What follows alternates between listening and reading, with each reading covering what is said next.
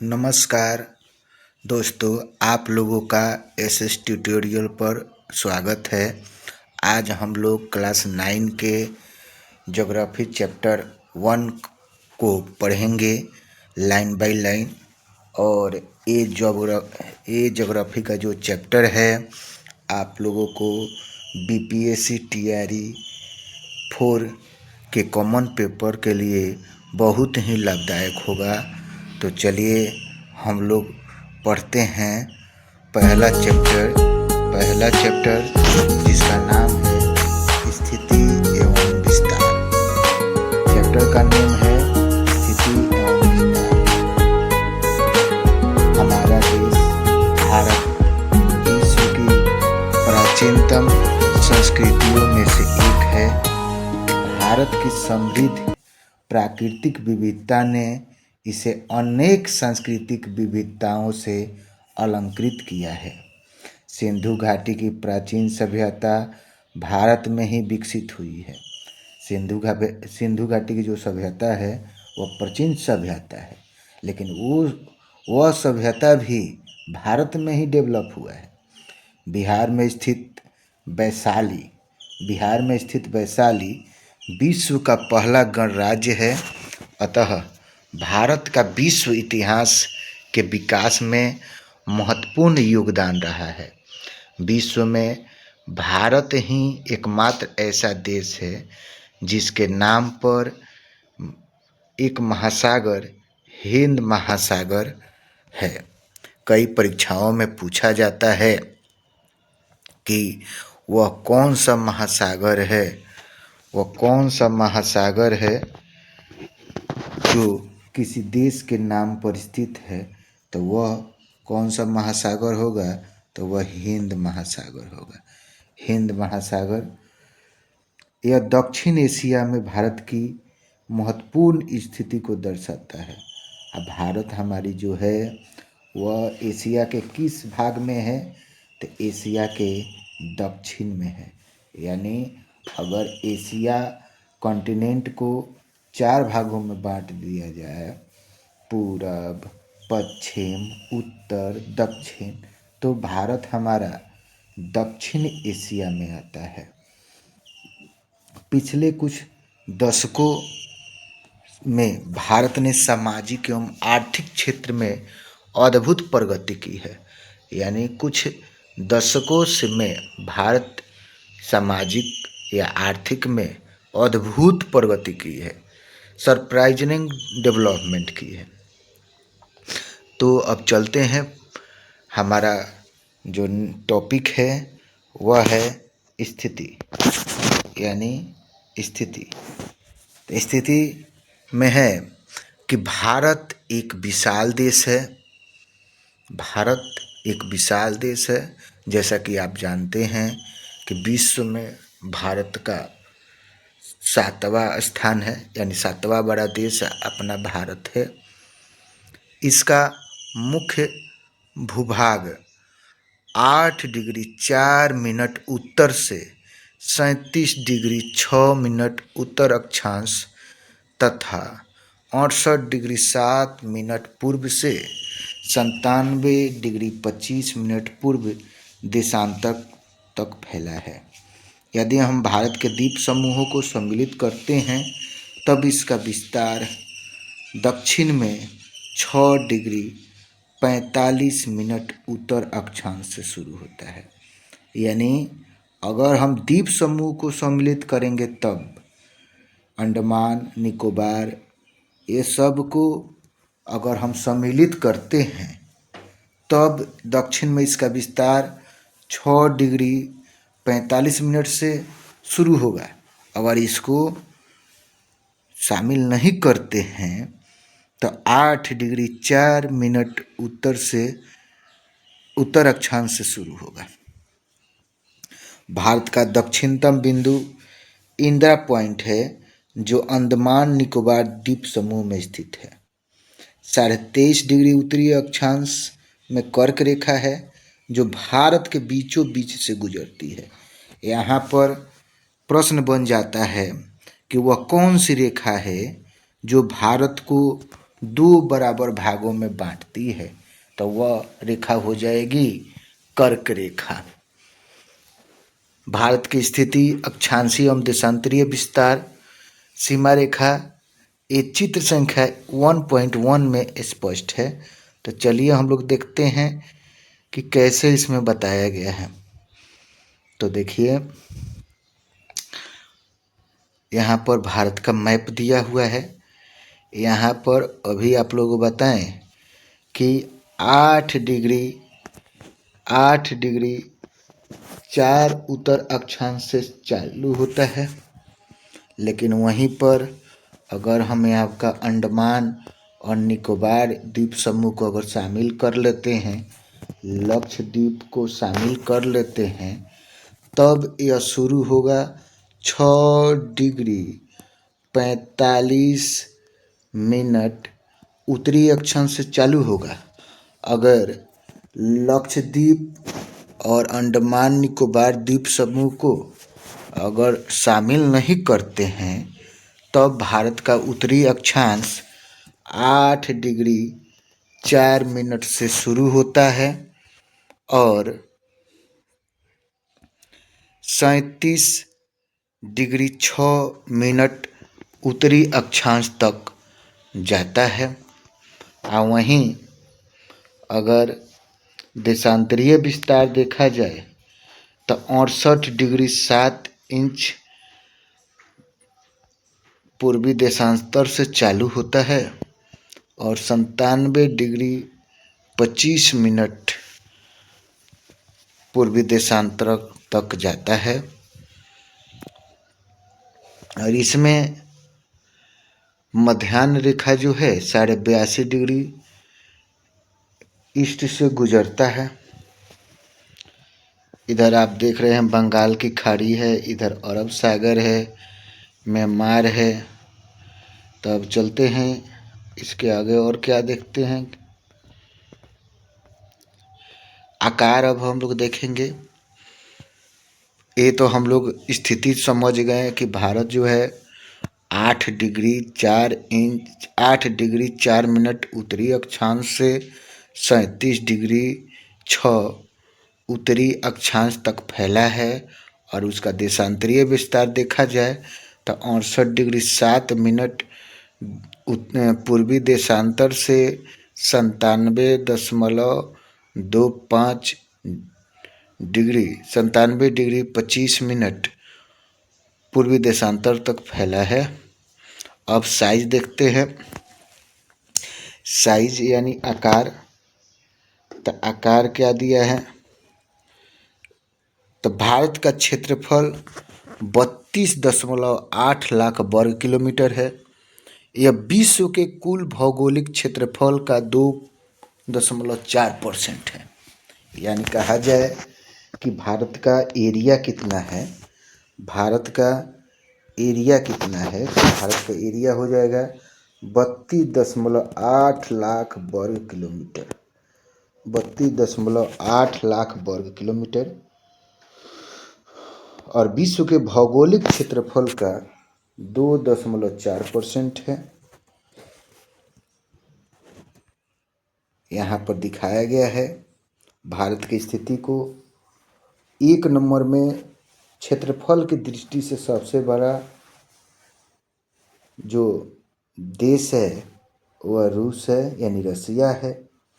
उसके बाद कनाडा है, उसके बाद यूएसए संयुक्त राज्य अमेरिका है, उसके बाद चाइना है, उसके बाद ब्राज़ील है, उसके बाद ऑस्ट्रेलिया है, तब भारत है। यानी 7वां बड़ा राज्य है अपना प्यारा सा भारत। इसकी जो क्षेत्रफल है 32.8 लाख वर्ग किलोमीटर है। लेकिन यहीं पर यह क्षेत्रफल ये लाख में दिया है, अगर मिलियन में होगा तो हो जाएगा 3.28 मिलियन स्क्वायर किलोमीटर। और कभी कभी एग्जाम में क्या करता है, ये वाला डाटा भी दे देता है और ये वाला भी डाटा दे देता है। एग्जैक्ट अगर भारत का क्षेत्रफल देखा जाए तो है कितना, 32,87,263 स्क्वायर किलोमीटर। तो यहाँ से 3 डाटा देकर एग्जाम में पूछ सकता है कि भारत का क्षेत्रफल कितना है, तो 32,87,263 वर्ग किलोमीटर या 3.28 मिलियन स्क्वायर किलोमीटर या 32.8 लाख वर्ग किलोमीटर। और आठवां बड़ा देश अगर पूछेगा तो वह हो जाएगा अर्जेंटीना। कौन सा हो जाएगा, अर्जेंटीना। ये जो डेटा दिया है ये वर्ल्ड पॉपुलेशन डाटा शीट 2005 से लिया गया है। Population reference bureau Washington DC पर आधारित है, यानी इसको पब्लिश कौन किया है संस्था, तो उसका नाम है पॉपुलेशन रेफरेंस ब्यूरो। ये कहाँ पर स्थित है, वाशिंगटन डीसी। ये यहाँ पर दिखाया गया है विश्व के 7 बड़े देश। भारत की स्थल सीमा रेखा देखते हैं, तो भारत की स्थल सीमा रेखा तटीय सीमा रेखा के लगभग दोगुनी है। भारत की स्थलीय जो सीमा है वह तटीय सीमा रेखा के लगभग दोगुनी है। जैसा कि भारत के स्थल सीमा की लंबाई देखा जाए कुल तो 15,200 किलोमीटर है। स्थल सीमा रेखा की कुल लंबाई जो है 15,200 किलोमीटर है। और मुख्य भूमि की तटीय सीमा रेखा जो है 6100 किलोमीटर है। और स्थल सीमा रेखा की लंबाई पूछेगा तो 15,200 किलोमीटर। मुख्य भूमि की तटीय सीमा की लंबाई पूछा जाएगा तो 6100 होगा। लेकिन द्वीप को शामिल करते, भारतीय द्वीपों की तटीय सीमा रेखा को सम्मिलित करते पूछा जाएगा तो 7,516.6 किलोमीटर होगा। यानी अंडमान निकोबार को भी अगर शामिल कर लेंगे तब द्वीपों की तटीय सीमा रेखा हो जाएगा 7,516.6 किलोमीटर। अगर सिंगल केवल भूमि की तटीय सीमा रेखा पूछा जाएगा मुख्य भूमि की, तब 6100 किलोमीटर लंबा हो जाएगा। तो देखिए इसके दुगुना है, 7,516.6 किलोमीटर। पहले ही पूछा था कि कहा था कि भारत की स्थल सीमा रेखा तटीय सीमा रेखा के लगभग दोगुनी है। तो देखिए 7,516.6 किलोमीटर है। आईसी का दुगुना हो गया लगभग 15,200 किलोमीटर। तो आपको याद रखना है ये डेटा बहुत ही इम्पोर्टेंट है। कई सारे एग्जामों में पूछा गया है कि भारत स्थल सीमा रेखा की लंबाई कितना है, तो आपको याद रखना है 15,200 किलोमीटर। और मुख्य भूमि की तटीय सीमा रेखा पूछा जाएगा तो 61 किलोमीटर।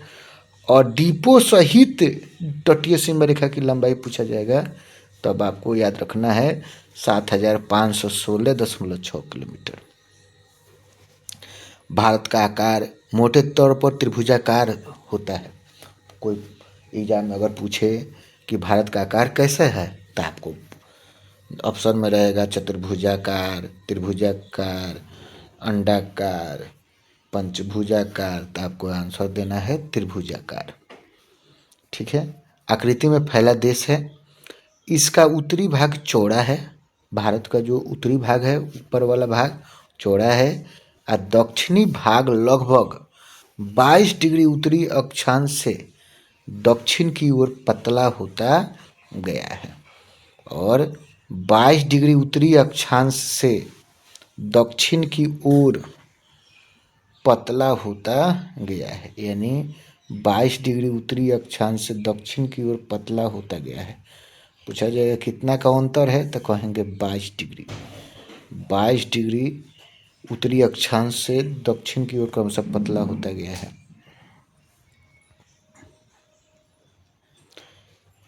यहाँ पर बॉक्स में विश्व के 7 बड़े देश दे दिया गया है। रूस, Canada, USA, China, Brazil, Australia, Bharat. सबसे अंतिम छोर पर भारत के मुख्य भूमि में अंतरीप का रूप ले लिया है। जो अंतिम छोर है भारत की मुख्य भूमि में अंतरीप यानी द्वीप का रूप ले लिया है। इसे कुमारी अंतरीप या कन्याकुमारी कहा जाता है। जाके लास्ट में जो आता है उसको एक अंतरीप का यानी एकदम संकीर्ण भाग ले लिया है, जिसको कुमारी अंतरीप या कन्याकुमारी कहा जाता है। तो आपको याद रखना है कि भारत का दक्षिणतम छोर कौन सा है, तो कहेंगे कन्याकुमारी। कन्याकुमारी का एक और नाम याद रखिए, उनको कुमारी अंतरीप के नाम से जाना जाता है। कन्याकुमारी कहिए या कुमारी अंतरीप। देखो यहाँ पर बॉक्स में दिया है कि क्या आप जानते हैं समुद्र की ओर मुख्य स्थलीय भाग का निकला हुआ सकरा या पतला भाग जो तीन ओर समुद्र से घिरा हो अंतरीप कहलाता है। देखिए यहाँ पर स्पष्ट कर दिया कि अंतरीप उसे कहेंगे, अभी हम आपको बताएं कि सकरा सा जो भाग होगा।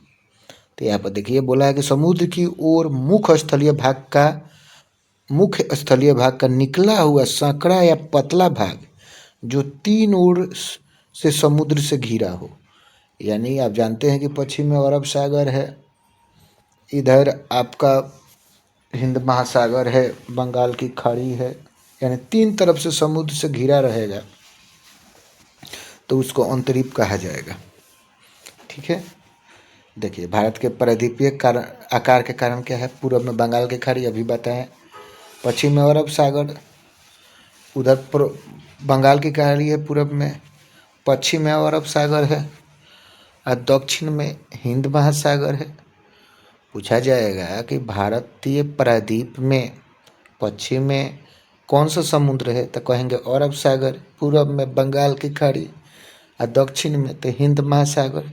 भारत तीनों ओर समुद्र से घिरा है। इसी प्रायद्वीपीय आकार के कारण भारत की तटीय सीमा इतनी लंबी है। अब देखिए अक्षांशीय एवं देशांतरीय विस्तार का प्रभाव। हमारा जो नेक्स्ट है अक्षांशीय एवं देशांतरीय विस्तार का प्रभाव। भारत का देशांतरीय एवं अक्षांशीय विस्तार दोनों लगभग 30 है। यानी भारत का देशांतरीय एवं अक्षांशीय विस्तार दोनों लगभग समान है, यानी 30 है, किंतु भूमि पर दोनों में वास्तविक दूरी समान नहीं है। देखिए भारत का जो देशांतरीय विस्तार है और अक्षांशीय विस्तार दोनों लगभग समान है, किंतु भूमि पर दोनों में वास्तविक दूरी समान नहीं है। इसका कारण यह है कि पृथ्वी पर अंतर अक्षीय दूरी समान रहती है, किंतु अंतर्देशीय ध्रुव की ओर जाने पर कम हो जाती है। ध्रुव की ओर जाएंगे तो ये दूरी क्या हो जाती है, कम हो जाती है। अब देखिए उत्तर प्रदेश में स्थित मिर्ज़ापुर और ननी शहरों के देशांतर का मान ज्ञात किया, तो आप जानते हैं अभी बताए थे 82.5 डिग्री ईस्ट। भारत में अरुणाचल प्रदेश और कच्छ के बीच स्थानीय समय में 2 घंटे का अंतर है। पूरब में आप जानते हैं कि सबसे उधर लास्ट में नॉर्थ ईस्ट में अरुणाचल प्रदेश है और गुजरात कच्छ में है, वहाँ पर 2 घंटा का अंतर है। समय में कितना घंटा का पूछा जाएगा कि अरुणाचल प्रदेश और गुजरात के बीच में कितने घंटा का अंतर है, तो 2 घंटा का अंतर है। यहाँ पर देखिए बॉक्स में बता दिया है कि पृथ्वी 24 घंटा में 360 डिग्री घूमती है, अतः एक देशांतर पार करने में पृथ्वी को 4 मिनट का समय लगता है। बहुत एग्जामों में पूछा गया है कि 1 डिग्री बराबर कितना मिनट, तो कहेंगे 4 मिनट। पृथ्वी को 1 डिग्री देशांतर पार करने में 4 मिनट का समय लगता है। सौराष्ट्र यानी गुजरात, सौराष्ट्र और अरुणाचल प्रदेश के बीच 30 डिग्री देशांतर का अंतर है, अतः 30 × 40 मिनट बराबर 120 मिनट, यानी 2 घंटा हुआ। जब अरुणाचल प्रदेश का किबिथु में सूर्योदय होता है, आप जानते हैं कि भारत के पूर्वोत्तर जो भाग है बिंदु है उसको किबुथु कहा जाता है। तो जब अरुणाचल प्रदेश के किबुथु में सूर्योदय होता है तो गुजरात के कच्छ में अंधेरा होता है।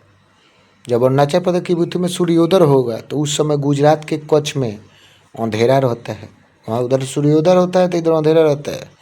वहाँ 2 घंटे के बाद सूर्योदय होता है। कहाँ पर? गुजरात में 2 घंटा पहले सूर्योदय हो जाता है अरुणाचल प्रदेश में। मान के चलिए कि 4 बजे अरुणाचल प्रदेश में सुबह हो गया, तो गुजरात में 6 बजे सूर्योदय होगा।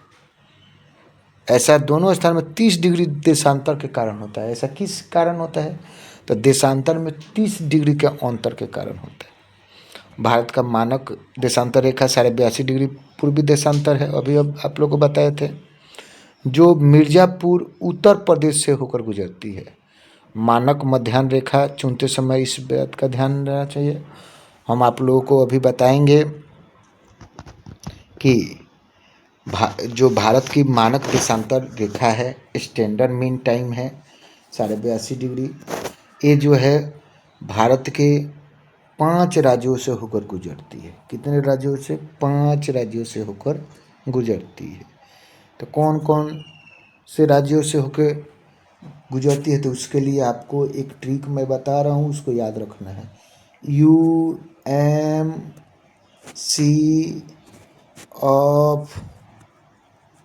UMC of Andhra Pradesh. तो इसको कैसे याद करेंगे? तो यू फॉर हो जाएगा उत्तर प्रदेश, एम फॉर हो जाएगा मध्य प्रदेश, सी फॉर हो जाएगा छत्तीसगढ़, ऑफ से हो गया उड़ीसा और आंध्र से हो गया आंध्र प्रदेश। यानी इस प्रकार आप याद रखेंगे कि यूएमसी ऑफ आंध्रा, यानी U for UP, M for MP, C for Chhattisgarh, O for Orissa, Andhra for Andhra Pradesh. यानी आप लोगों से पूछा जाएगा कि भारत की मानक देशांतर रेखा कितने राज्यों से होकर गुजरती है? तो कहेंगे 5। तो कौन कौन? तो यूपी, एमपी, छत्तीसगढ़, उड़ीसा, आंध्र प्रदेश।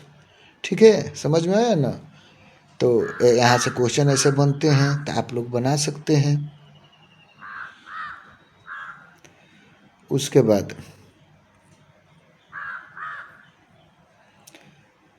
क्या ध्यान रखा जाता है कि देश के बीचों बीच से गुजरती हो। यानी देशांतर रेखा की जब बात होती है मानक स्टैंडर्ड की, तो ध्यान रखा जाता है कि वो ऐसी रेखा हो कि जो देश के बीचों बीच से गुजरती हो तथा 60 डिग्री 30 अंश का गुणांक हो, ताकि 60 डिग्री 30 मिनट देशांतीय दूरी पर स्थित स्थानों के बीच 3 मिनट का समय अंतर हो। ऐसा रखा बीच बीच से गुजरती हो तथा 7 डिग्री 30 मिनट का गुणांक हो ताकि 60 डिग्री देशांतरीय दूरी पर स्थित स्थानों के बीच 30 मिनट का समय अंतर हो। कर्क रेखा 23.5 डिग्री उत्तरी अक्षांश भारत के बीचों बीच से गुजरती है। पहले ही बताए थे कि वह कौन सी रेखा है जो भारत को बीचों बीच से काटती है, तो हो जाएगा कर्क रेखा। तो देखो लिखा है कि इसे लगभग 2 बराबर भाग में बांटती है। यह कर्क रेखा हमारे पड़ोसी राज्य झारखंड की राजधानी रांची के निकट तथा पड़ोसी देश बांग्लादेश से होकर गुजरती है। पूछा जाएगा कि जो कर्क रेखा जो है भारत के बीचों बीच से गुजरती है, 2 बराबर भाग में लगभग बांटती है, यह कर्क रेखा कहाँ से गुजरती है? तो कहेंगे यह कर्क रेखा हमारे पड़ोसी राज्य झारखंड की राजधानी रांची के निकट तथा पड़ोसी देश बांग्लादेश से होकर गुजरती है। यानी रांची के निकट से, मैंने हम लोग क्यों कह रहे हैं ऐसा कि हमारे पड़ोसी राज्य झारखंड, क्योंकि हम लोग बिहार की बात कर रहे हैं, बिहार में अभी हैं, तो हमारा पड़ोसी राज्य कौन सा है? झारखंड। तो उसी की राजधानी रांची है, रांची के निकट से, और पड़ोसी देश बांग्लादेश है, वहाँ से होकर गुजरती है। आप जानते हैं कि कर्क रेखा भारत के 8 राज्यों से होकर गुजरती है। कितने राज्यों से होकर गुजरती है? 8। और उधर स्टैंडर्ड मीन टाइम वाला देख रहे थे कि 5 राज्यों से गुजरता था। कर्क रेखा जो है 8 राज्यों से होकर गुजरता है। उसके लिए ट्रिक है मित्र पर गमछा झार। ठीक है, मिजोरम, त्रिपुरा, पश्चिम बंगाल, राजस्थान, गुजरात, मध्य प्रदेश, झाड़ से हो गया झारखंड, मित्र पर गमछा झारा। अब हमें समझना है कि अक्षांशीय विस्तार या दूरी जनजीवन को किस प्रकार प्रभावित करता है। भारत का किनारा, भारत का उत्तरी किनारा केंद्र शासित प्रदेश लद्दाख में है। भारत का उत्तरी किनारा केंद्र शासित प्रदेश लद्दाख में है तथा 37 डिग्री 6 इंची अक्षांश रेखा इसके उत्तरी किनारे से गुजरती है। यानी 37 डिग्री जो अक्षांश रेखा जो है वह लद्दाख के उत्तरी किनारे से गुजरती है। अतः विषुवत रेखा से यह काफ़ी दूरी पर है, यानी विषुवत रेखा यानी 0 डिग्री से काफ़ी दूरी पर है तथा सूर्य की किरणें यहाँ अत्यंत तिरछी पड़ती है। परिणाम तो यहाँ सूर्य ताप कम मिलता है। यहाँ पर क्या होता है, टेम्परेचर कम रहता है और जाड़े की ऋतु में यहाँ पर अत्यधिक ठंडा पड़ता है। लद्दाख में आप जानते हैं कि वहाँ पर ठंडा पड़ता है, इसलिए उसको ठंडा रेगिस्तान कहा जाता है लद्दाख को। बॉक्स वाला पहले देख लेते हैं। भारतीय मानक समय ग्रीनविच स्टैंडर्ड टाइम से 5.5 घंटा आगे है। भारतीय जो मानक स्टैंडर्ड जो टाइम है GMT लंदन, वहाँ से भारत का जो मीन टाइम है स्टैंडर्ड टाइम 5.5 घंटा आगे है। भारतीय मानक समय के कारण ही भारत में घड़ियाँ सभी जगह एक ही समय बताती है, जबकि पूर्वी राज्यों में सूर्योदय गुजरात की तुलना में लगभग 2 घंटा पहले होता है। अभी हम लोग देखें कि गुजरात की अपेक्षा 2 घंटा पहले और अरुणाचल में सूर्योदय हो जाता है। फिर आ जाते हैं यहाँ पे। इसके विपरीत भारत के दक्षिणी राज्य केरल और तमिलनाडु विषुवत रेखा काफ़ी निकट है। अगर पूछ दिया जाएगा कि अब यहाँ से देखिए क्वेश्चन कैसे बनेगा कि भारत का वह कौन सा राज्य है जो विषुवत रेखा के काफ़ी निकट है, तो आपका आंसर हो जाएगा केरल और तमिलनाडु। कौन सा हो जाएगा, केरल और तमिलनाडु। कहाँ पर है, तो विषुवत रेखा के काफ़ी नज़दीक में है, लेकिन दूर कहा जाएगा तो लद्दाख कहेंगे।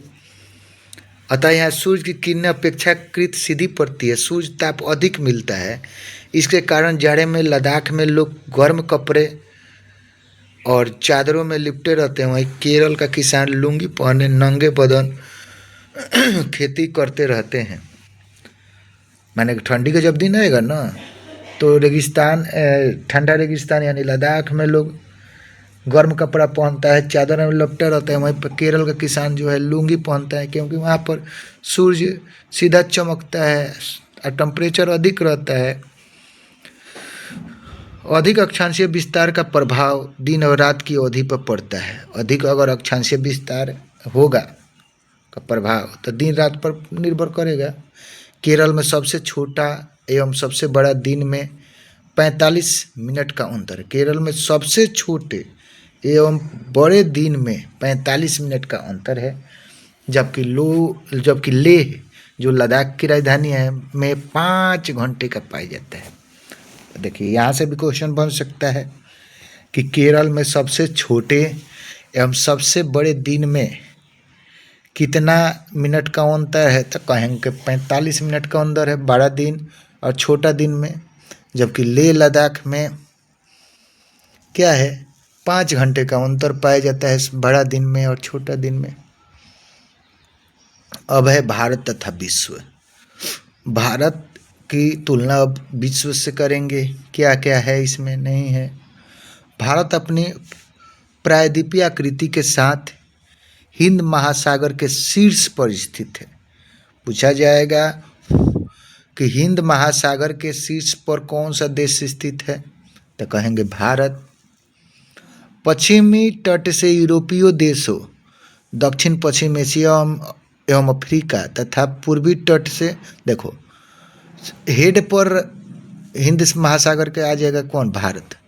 जबकि पश्चिमी तट से यूरोपीय देश, दक्षिण पश्चिम एशिया एवं अफ्रीका तथा पूर्वी तट से, पश्चिमी तट से यूरोपीय देश आ जाएंगे, दक्षिण पश्चिम एशिया आ जाएगा एवं अफ्रीका आ जाएगा तथा पूर्वी तट से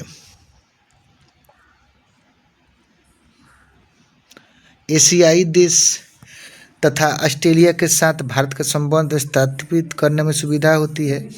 हिंद महासागर में भारत जैसे महत्वपूर्ण स्थित एशिया के किसी अन्य देश की नहीं है, इसलिए भारत हिंद महासागर में भारत जैसी महत्वपूर्ण स्थिति एशिया के किसी देश की नहीं है, इसलिए इस महासागर का नाम भारत देश के नाम पर रखा गया है। यहाँ पर गया है कि बोध गया का अंतर्राष्ट्रीय महत्व क्या है, यह किस राज्य में स्थित है। तो आप जानते हैं कि गया बिहार राज्य में है। भारत का विश्व के अन्य देशों से संपर्क केवल समुद्री जलमार्ग द्वारा ही नहीं था, बल्कि उत्तर की विशाल पर्वतमाला हिमालय के बीच स्थित दर्रों से भी था। यानी व्यापार प्राचीन समय में समुद्री मार्ग से तो होता ही था, लेकिन विशाल जो पर्वतमाला है हिमालय, उसके बीच में जो रास्ता है जिसको दर्रा कहा जाता है, उससे भी होकर होता था बिजनेस।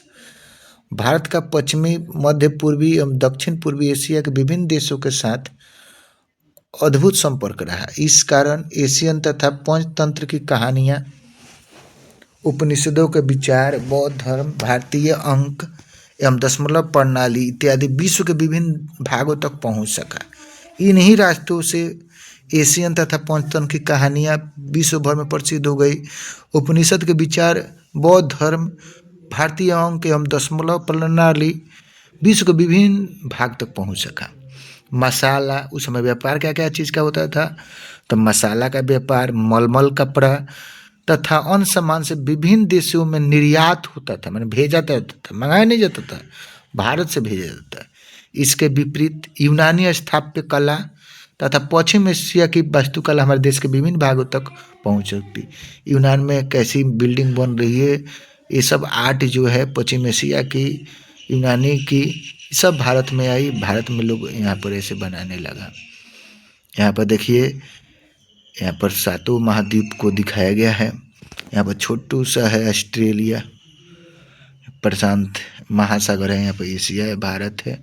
एशिया देखिए यहीं पर भारत में है, यही इक्वेटर के नज़दीक में है, इक्वेटर के नज़दीक में है। तो यहीं पर केरल और तमिलनाडु पड़ता है, लद्दाख दूर है यहाँ से।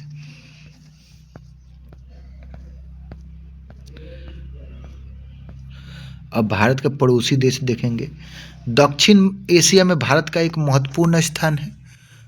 भारत जो है, अभी आपको बताया था कि भारत दक्षिण एशिया में स्थित है, और वहाँ पर भारत का एक अपना गरिमा है, महत्वपूर्ण है। भारत सार्क का सदस्य है। सार्क का फुल फॉर्म होता है south Asian association for regional cooperation. South Asian association for regional cooperation, ठीक है। भारत की स्थलीय सीमा 7 देश को छूती है। भारत की स्थल सीमा जो है 7 देश को छूती है। पाकिस्तान, अफगानिस्तान, चीन, नेपाल, भूटान, बांग्लादेश, म्यांमार। श्रीलंका एवं मालदीव हिंद महासागर में स्थित है। श्रीलंका और मालदीव जो है हिंद महासागर में स्थित है। मन्नार की खाड़ी तथा पाक जल संधि श्रीलंका को भारत से अलग करता है। पूछा जाएगा कि भारत को श्रीलंका से कौन अलग करता है, तो कहेंगे मन्नार की खाड़ी और पाक जल संधि, 2 करते हैं, मन्नार स्ट्रेट और पाक स्ट्रेट। सार्क के निम्नलिखित सदस्य भारत, पाकिस्तान, बांग्लादेश, श्रीलंका, नेपाल, भूटान, मालदीव, अफगानिस्तान। याद रखना है, म्यांमार इसका नहीं है सदस्य। 8 है, 2 4 6 3 3 6 2 8 सदस्य हैं सार्क के। भारत, पाकिस्तान, बांग्लादेश, श्रीलंका, नेपाल, भूटान, मालदीव, अफगानिस्तान। भारत के मुख्य भूमि पर स्थित धनुषकोडी श्रीलंका तट से मात्र 24 किलोमीटर दूर है। भारत के मुख्य भूमि पर स्थित जो धनुषकोडी जगह है, श्रीलंका तट से मात्र 24 किलोमीटर दूर है। 24 किलोमीटर। इस रेखीय द्वीपों की श्रृंखला को एडम्स ब्रिज के नाम से इस रेखीय द्वीप श्रृंखला को एडम्स ब्रिज यानी आदम का पुल के नाम से जाना जाता है। इसी को कहा जाता है कि श्री रामचंद्र ने श्रीलंका जाने के लिए वानर सेना से ब्रिज बनवाया था। उत्तर एवं उत्तर पूर्व में स्थल भारत की सीमा रेखा पर्वत श्रृंखला द्वारा निर्धारित होती है। केंद्र शासित प्रदेश लद्दाख में एक ऐसा क्षेत्र है जहां भारत केंद्र शासित प्रदेश लद्दाख में एक ऐसा केंद्र शासित प्रदेश लद्दाख में एक क्षेत्र ऐसा है केंद्र शासित प्रदेश लद्दाख में एक क्षेत्र ऐसा है जहाँ भारत, अफगानिस्तान और चीन की सीमा मिलती है। कहाँ पर मिलती है? भारत का भी मिलता है, अफगानिस्तान का भी मिलता है और चाइना का भी मिलता है। इस क्षेत्र से कुछ ही दूरी पर पाकिस्तान, ताजिकिस्तान की सीमाएं हैं। पाकिस्तान, ताजिकिस्तान की सीमाएं हैं।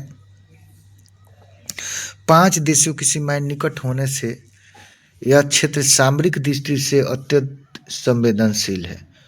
5 देश की सीमाएं निकट होने से यह क्षेत्र सामरिक दृष्टि से अत्यंत संवेदनशील है।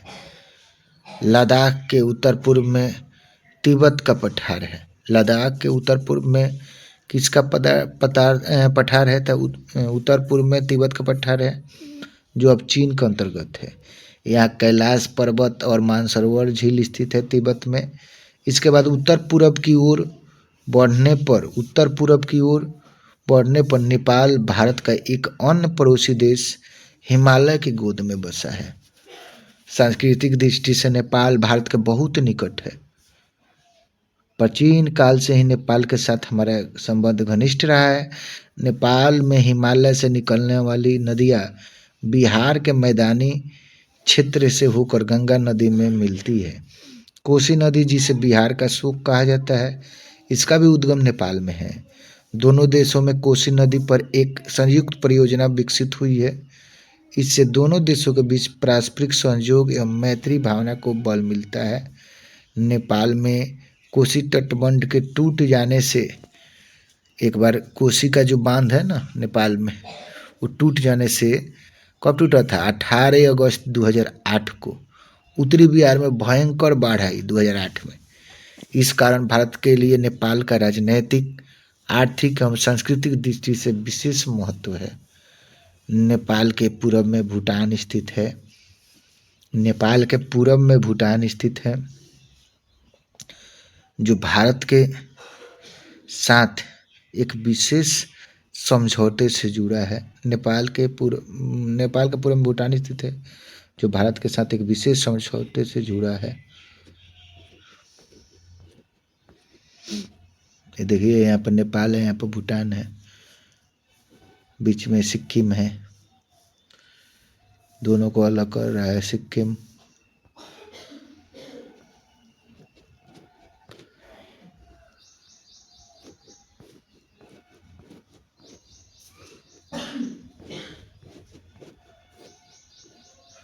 अब यहाँ पर अब देखिए, वस्तुतः आज भी भूटान की सुरक्षा एवं विकास की जिम्मेवारी भारत की ही है। आज भूटान की जो सुरक्षा और विकास है उसका जिम्मेदारी भारत की है। भूटान के पूर्व में भारत एवं चीन की सीमा रेखा हिमालय की श्रेणी से होकर गुजरती है। इस सीमा रेखा का नाम मैकमोहन रेखा है। यानी भारत और चीन सीमा के बीच में पूछा जाएगा कौन सा सीमा रेखा का क्या नाम है, तो कहेंगे मैकमोहन रेखा। अरुणाचल प्रदेश के उत्तर पूर्व में भारत, चीन तथा म्यांमार तीनों देशों की सीमाएं एक बिंदु पर आकर मिलती है।